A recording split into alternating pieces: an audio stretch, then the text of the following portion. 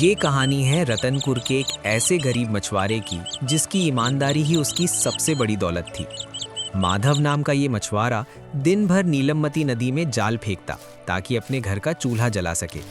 पर उसे क्या पता था कि आज नदी की लहरें उसके लिए मछली नहीं बल्कि बरसों पुराना एक खौफनाक श्राप लेकर आ रही हैं। एक ऐसा सच जिसे सुनकर पूरा गांव कांप उठेगा। एक छोटी सी झोपड़ी, रत्ना चूल्हा जला रही है और माधव अपना जाल ठीक कर रहा है। उम्मीद भरी आवाज। रत्ना, आज मैंने सपने में देखा कि नीलमती मैया मुस्कुरा रही हैं। मुझे पक्का यकीन है कि आज जाल खाली नहीं लौटेगा। आज चंदन के स्कूल की फीस का इंतजाम जरूर हो जाएगा।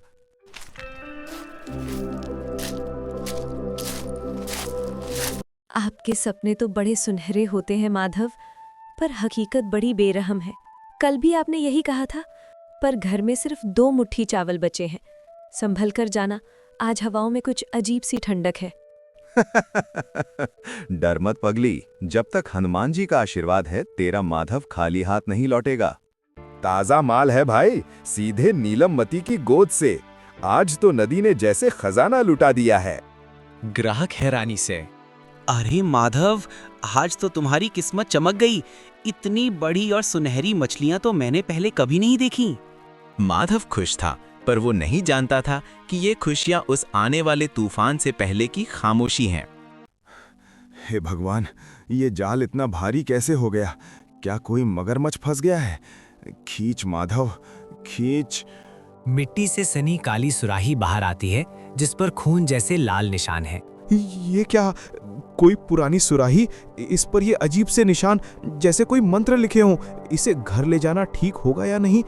अगली सुबह पूरे गांव के लोग नदी किनारे जमा हैं। नदी का पानी गायब है, सिर्फ फटी हुई जमीन और कीचड़ बचा है।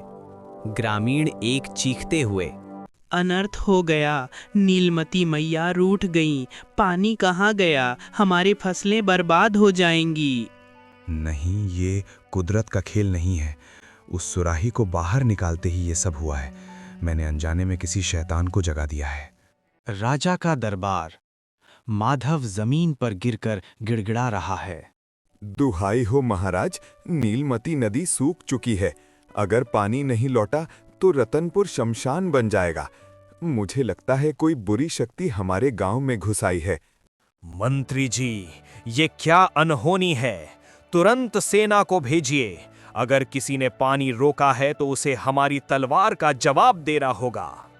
रात का तीसरा पहर, नदी के सूखे तल से धुआं निकलता है और एक विशाल दानव खड़ा होता है। दानव राक्षस की खाली आवाज में, सदियों की प्यास आज बुझेगी। इस गांव का कण कण मेरा है। पहले पानी, फिर मवेशी और फिर हर वो जान जो इस जमीन पर सांस लेती है, सब मेरा शिकार बनेंगे। सैनिक तलवारें लेकर आगे बढ़ते हैं, पर दानव एक फूंक से उन्हें उड़ा देता है।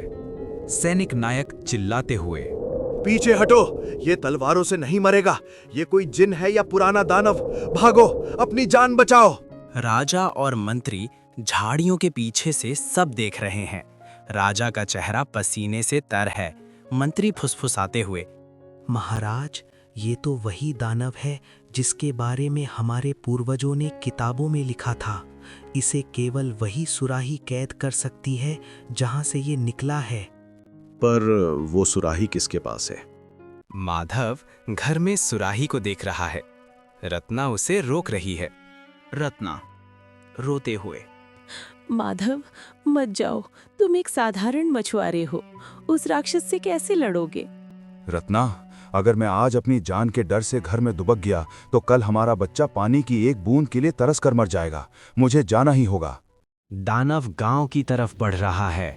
घर चल रहे हैं। दानव क्रूरता से। माधव सुराही लेकर दानव के सामने खड़ा हो जाता है।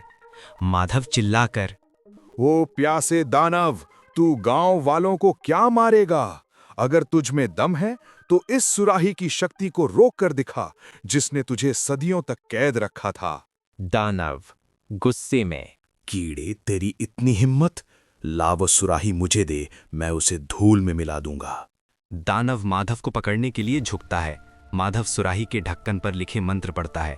माधव तेज आवाज में मंत्र, ओम त्राहि माम दुष्ट विनाशिनी, वापस जा अपनी अंधेरी दुनिया में। अचानक सुराही से एक तेज नीली रोशनी निकली और दानव उसमें खिंचने लगा। हवाएं तूफान बन गईं और धरती डोलने लगी। दानव सुराही के अंदर गायब हो जाता है। माधव तुरंत ढक्कन बंद कर देता है। जैसे ही ढक्कन बंद होता है, पहाड़ों से पानी का रिला आता है। नदी लौट आई, पानी आ गया, माधव ने हमें बचा लिया। नदी फिर से लबालब भरी है। माधव और रत्ना किनारे खड़े हैं। माधव सुराही को गहरे समंदर में फेंक देता है। रतनपुर की नीलमती नदी फिर से मुस्कुरा उठी। माधव ने साबित कर दिया कि जहां हिम्मत और सच्चाई होती है, वहां मौत भी रास्ता बदल लेती है। लालच और श्राप का अंत हमेशा मिट्टी में ही होता है। दोस्तों, माधव की इस कहानी ने हमें सिखाया कि ईमानदारी से बड़ी कोई दौलत नहीं होती। अगर आपको हमारी ये मेहनत और कहानी पसंद आई हो तो इस वीडियो को एक लाइक ज़रूर करें। आपके एक सब्सक्राइब से हमें और भी अच्छी कहानियां बनाने की हिम्मत मिलती है। तो देर किस बात की, अभी सब्सक्राइब बटन दबाएं और सोनू ट्यून्स 2.0 परिवार का हिस्सा बनें। अगली कहानी में फिर मिलेंगे, तब तक के लिए अपना ख्याल रखें।